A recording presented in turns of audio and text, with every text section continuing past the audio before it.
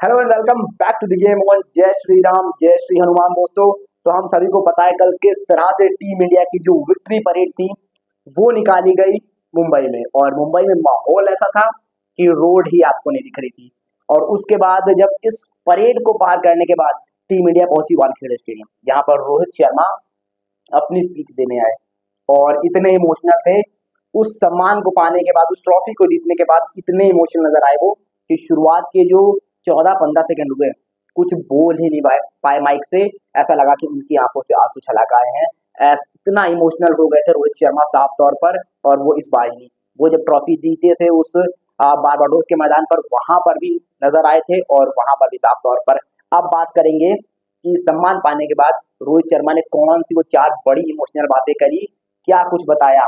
पहली बार जब रोहित शर्मा बोले वर्ल्ड कप जीतने के बाद, एक एक करके आपको सब कुछ बताएंगे। तो उससे पहले अगर आपने अभी तक चैनल को सब्सक्राइब नहीं किया तो जल्दी से कर दीजिए। वीडियो पसंद आए तो लाइक करना बिल्कुल ना भूले। अब बात करते हैं क्या कहते हैं रोहित शर्मा।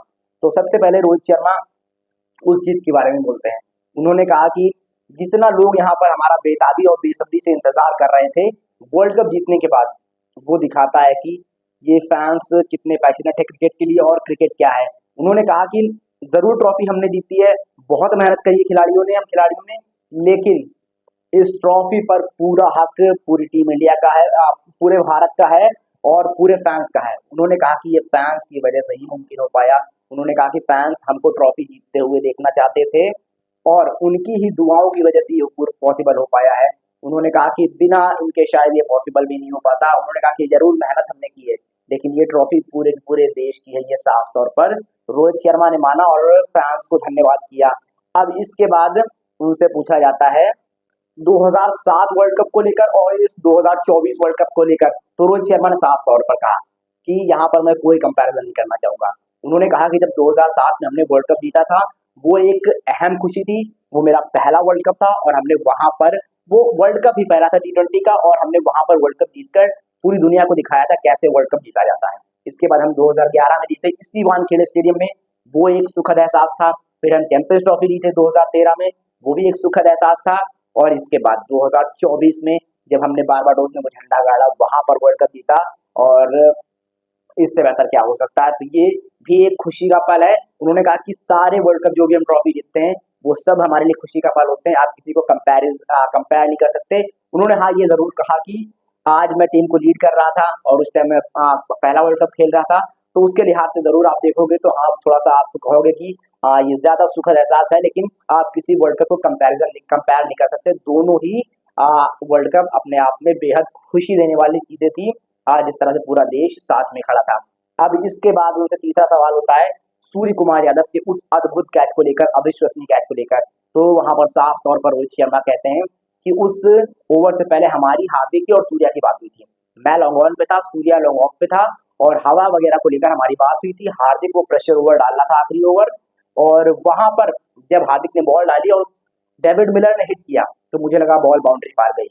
लेकिन उसके बाद उन्होंने कहा जिस तरह से सूर्या ने कैच पकड़ा और उसने बता दिया था कि हमारा यहाँ पर आना लिखा है। और मतलब साफ तौर पर रोहित शर्मा ने कहा कि उस कैच के बाद हम समझ गए थे कि हम जीत गए हैं, और वही रीजन था कि सूर्या ने वो कैच पकड़ लिया और हमारा आना हुआ यहाँ पर लिखा था ट्रॉफी के साथ, और हम यहाँ पर आए, साफ तौर पर रोहित शर्मा ने कहा। इसके बाद जो चौथा सवाल होता है वो बड़े मजाकिया अंदाज में पूछा भी जाता है उनसे, और रोहित भी मजाकिया अंदाज में थोड़ा सा हंसते हुए जवाब देते हैं।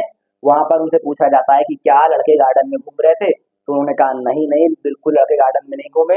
उन्होंने बहुत ज्यादा मेहनत करी है, बहुत ज्यादा एफर्ट्स लगाए, सारी चीजें करी है, और तभी ये पॉसिबल हो पाया है कि हम इस ट्रॉफी को उठा पाए हैं।